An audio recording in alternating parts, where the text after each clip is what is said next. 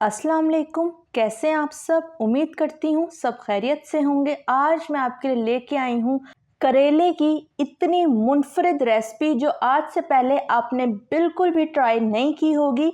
ये करेले की रेसिपी ऐसी होने वाली है कि देखते ही आपके मुंह में पानी आ जाएगा और बच्चे भी उंगलियां चाट चाट कर ये करेला खाएंगे। ना तो इसमें हम धागे की कोई बांधने की झंझट होगी और ना ही कड़वे होंगे करेले। बहुत ही आसान और फास्ट तरीके से मैं आज आपको ये मुनफरिद रेसिपी करेले की मैं आपके साथ शेयर करने लगी हूँ।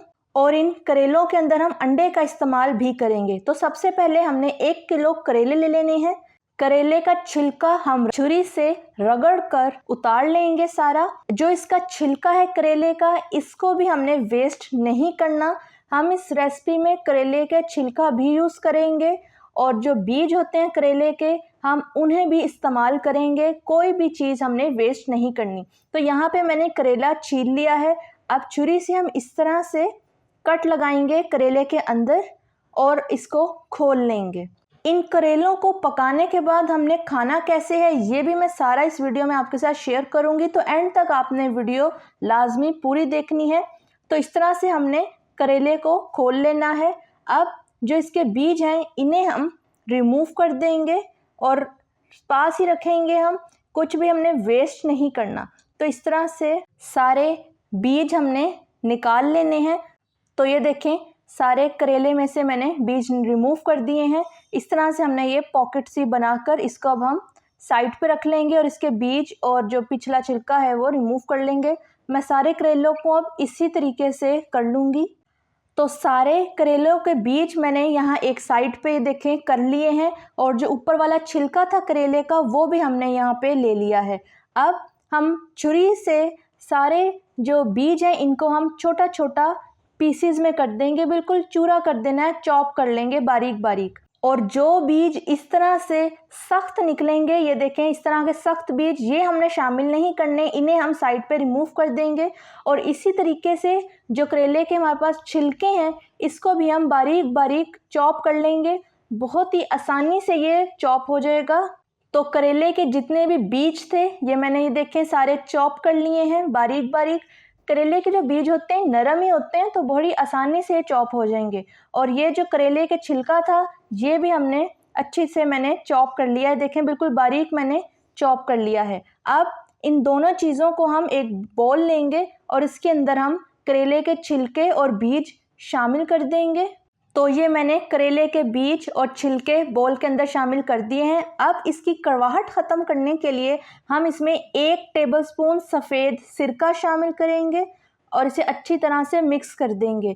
सिरका जो है जो करेले की कड़वाहट है इसके छिलके के अंदर और बीजों में ये सारी रिमूव कर देगा। तो हम इस तरह से इसे मिक्स करके साइड पे रख देंगे।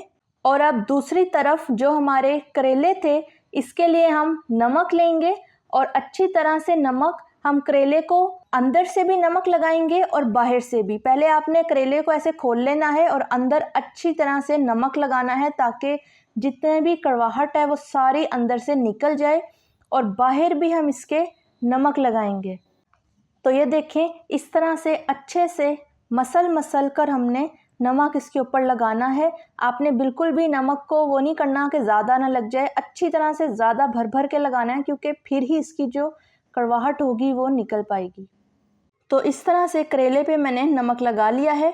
अब इसी तरीके से मैं बाकी के करेलों पर भी अच्छी तरह से नमक लगा लूँगी। तो सारे करेलों पर नमक लगाने के बाद हम इसे छलनी के अंदर रख देंगे। आप किसी टोकरी में भी रख सकते हैं जिसके नीचे सुराख हो ताकि जितना भी अब करेलों का पानी होगा वो सारा इसमें से निकल कर नीचे प्लेट में जमा हो जाएगा। जितनी भी कड़वाहट होगी वो सारी पानी के ज़रिए करेलों में से निकल जाएगी। अब 10 से 15 मिनट के लिए या कम से कम 20 मिनट के लिए हम इसको छोड़ देंगे। तो करेलों को नमक लगा के छोड़े हुए मुझे पूरे 30 मिनट हो चुके हैं और ये देखें कितना ज़्यादा पानी करेलों का ये निकल आया है, सारा नीचे प्लेट में जमा हो गया है। और अब करेलों को भी हम दबा कर अच्छे से इसको दबाना है ताकि जितना भी इसका पानी होगा कड़वाहट का, ये देखें इस तरह से कितना ज़्यादा पानी हमारा ये निकल रहा है। इस तरह से हमने सारा दबा के अच्छी तरह से पानी निकाल देना है। और नमक लगाने से जो करेले हैं ये बहुत सॉफ्ट हो जाएंगे हमारे। ये देखें बहुत नरम नरम करेले हमारे हो जाएंगे नमक से। तो सारे पानी करेलों का इसी तरह से हम दबा दबा कर सारे पानी को निकाल देंगे। तो सारे करेलों में से पानी निकालने के बाद यहाँ पर मैंने कॉर्नफ्लावर लिया है। आप इसकी जगह चावल का आटा भी इस्तेमाल कर सकते हैं। कॉर्नफ्लावर को हमने जो हमारा करेले का कवर है इसके बैक साइड के ऊपर इस तरह से हमने अच्छी तरह से कॉर्नफ्लावर लगा देना है।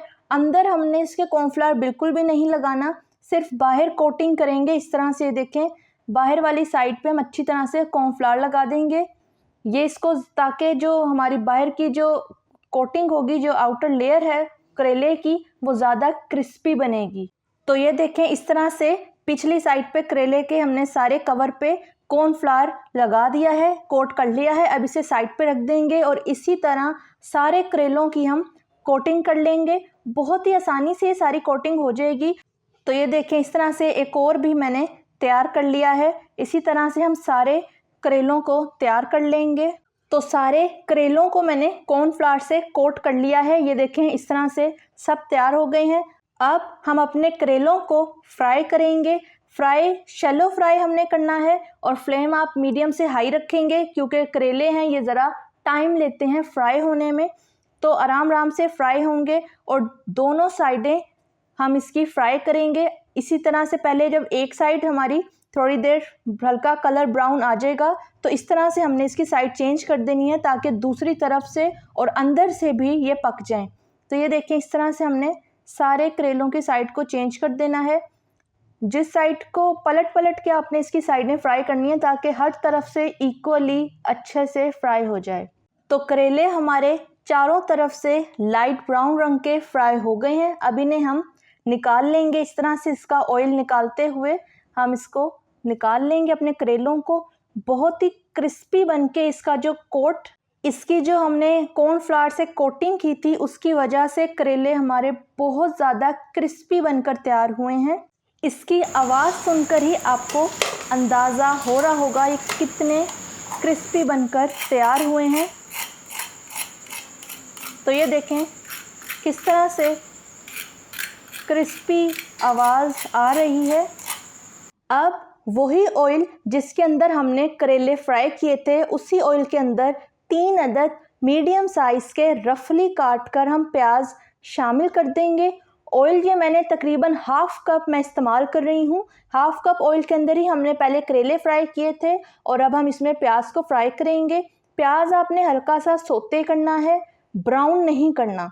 अब इसी प्याज में जो करेले के छिलके और बीज हमने सिरके में मिक्स करके रखे हुए थे वो सारे हम प्याज के अंदर इस पॉइंट पे आके हमने शामिल कर देने हैं और 2 मिनट तक हम इसकी भुनाई करेंगे ताकि जो करेले के छिलके हैं और बीज हैं ये अच्छे से पक जाएं और इनका कड़वापन ख़त्म हो जाए।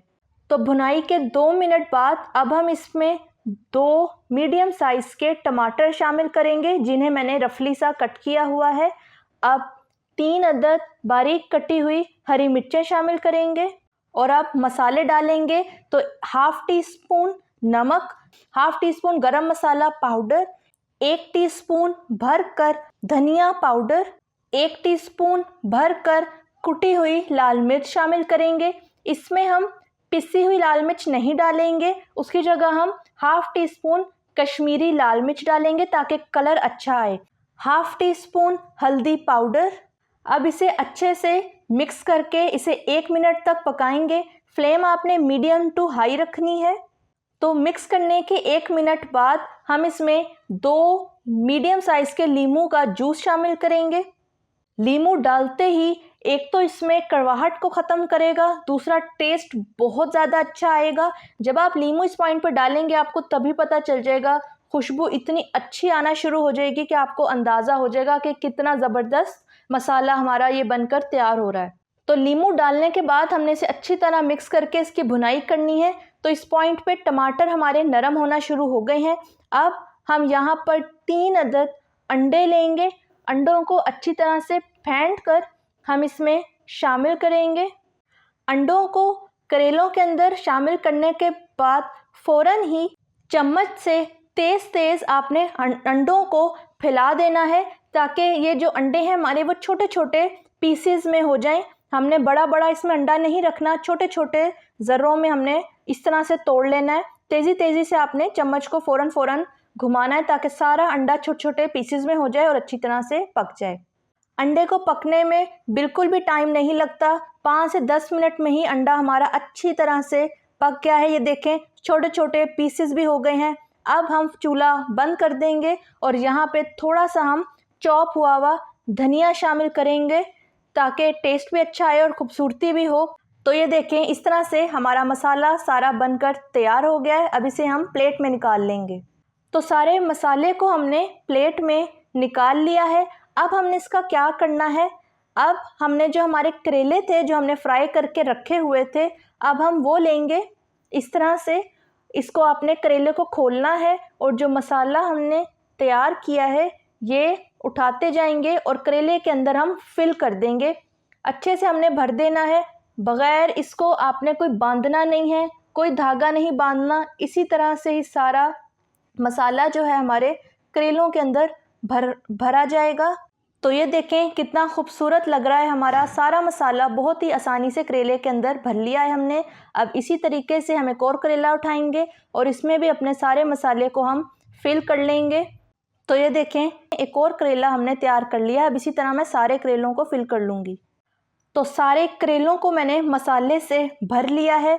अब यहाँ पर मेरे पास थोड़ा सा मसाला जो बच गया था ये भी हम ले लेंगे, इसको साइडों पे इस तरह से लगाएंगे और जो करेलों को हमने भरा था मसाले से, उस मसाले भरे हुए करेलों को हम इस तरह से दरमियान में हम सेट कर देंगे।